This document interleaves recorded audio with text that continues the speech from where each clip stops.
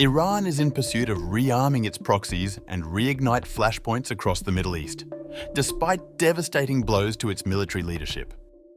From the Red Sea to Iraq and Lebanon is Tehran's covert war machine back in motion. Ceasefires are crumbling, weapons are moving.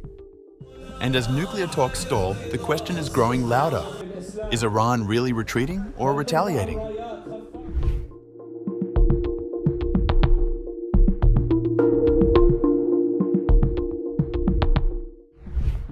Iran's armed proxies are ramping up pressure on key points in the Middle East as Tehran attempts to rebuild its regional influence, eroded by almost 2 years of a destructive Israeli military campaign. Tehran's Houthi allies in Yemen ended months of calm in the Red Sea on July 6th with strikes on 2 commercial ships traveling in the critical waterway. Proxies in Iraq are suspected of disrupting oil production in the Kurdish region, and shipments of hundreds of rockets bound for Hezbollah in Lebanon have been intercepted by Syrian forces over the past months. Michael Knights, a senior fellow at the Washington Institute specializing in the military and security affairs of Iraq, Iran, and the Gulf states, told CNN that Iran was never going to stop resupplying their groups. They might not be able to send this much or regularly. More stuff might get intercepted. But if you're the Iranian Revolutionary Guards Quds Force right now, what you're trying to show is, we still exist, we're intact, nothing has changed. The increasing activity by the proxies reflects Iran's determination to continue supporting a network of disruptive armed groups, long seen as essential to Tehran's deterrent strategy. Despite their failure to deter recent Israeli and American attacks on Iranian soil, ahead of possible talks with Washington to reach a new nuclear deal. But so far, neither the United States nor Iran appears to be willing to make major compromises. In June, Israel launched an unprecedented attack, targeting and killing key military figures, including the head of the Islamic Revolutionary Guards Corps, IRGC, Hossein Salami, critical to sustaining and expanding the Islamic Republic's regional proxy network, and Bainam Shahriari, who Israel says was responsible for weapons transfers to Tehran's proxies. But even as Iran reels from the loss of key military figures, it has persisted in arming those proxies, signaling that it still views them as a strategic asset to expand its regional leverage.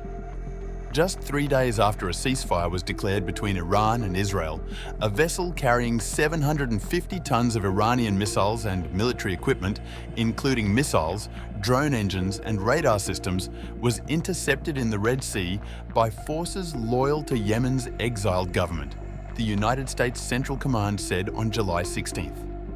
It added that the massive Iranian weapons shipment was destined for the Houthis.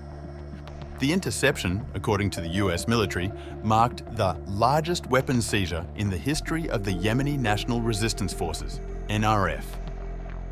However, the Iranian Foreign Ministry denied that it had sent weapons and called it a deceitful attempt by the US to divert public opinion. Over the past few months, suspected Iran-backed groups have also increased their attacks on Western allies in Iraq, destabilizing oil output in the Kurdish-controlled region of the country. 5 oil fields, including 2 operated by US companies, were hit after a spate of drone attacks by criminal militias. Aziz Ahmad, an official in the Kurdish Regional Government, KRG, said on July 16th. Still, another regional source told CNN that Hezbollah could begin regrouping itself over the coming weeks, fearing an escalation from Israel. Hezbollah feels it is in an existential situation because of the loss of Syria and the growing internal Lebanese pressure, the source added. Iran's attempts to rearm Hezbollah have continued over the past year. The new Syrian government, which staunchly opposes Iran, has seized several shipments of weapons bound for Lebanon, according to the Syrian Interior Ministry. In June, the Syrian Interior Ministry said in a statement that it had foiled an attempt to smuggle anti-tank Cornet missiles, the same type used by Hezbollah to target Israeli tanks in southern Lebanon. The Syrian police said the weapons were hidden in a truck carrying vegetables in the Homs countryside, which borders Lebanon.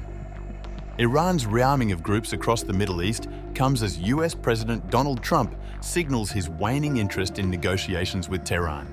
A sixth round of negotiations was scheduled June 15th, but Israel's surprise attack the day prior disrupted the plans.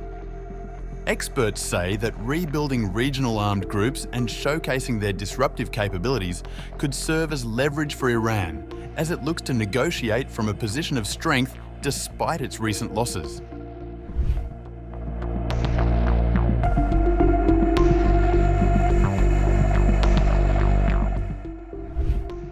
Meanwhile, Hezbollah Secretary General Sheikh Naim Qassem rejected the idea that his organisation will disarm following mounting pressure, claiming that the US seeks to impose a new deal that includes disarmament, Hezbollah-affiliated network Al Mayadeen reported. US wants to impose a new agreement that absolves Israel of its violations over the past 8 months, the first step of which would be disarmament. US administration is coordinating the war with Israel and working to expand its influence in the region. Hezbollah adhered to the ceasefire by implementing everything we were required to do under the agreement, and Israel did none of that. He further said that they were ready to defend themselves if Israel attacked. We are ready to defend ourselves if Israel attacks us in a way that we believe calls for us to action. We will not be humiliated. We have made great sacrifices and our strength has helped us achieve this result. As long as we are alive, Israel will not achieve its goals. The current ceasefire between Israel and Lebanon establishes that Hezbollah must dismantle its operations in southern Lebanon. The ceasefire went into effect in November 2024. Despite ceasefires and attacks on Iran's nuclear infrastructure, Iran's proxy network is far from dismantled. Tehran is rearming, Israel is retaliating, and negotiations are deadlocked. Is the Middle East stepping back from conflict, or is it preparing for the next round?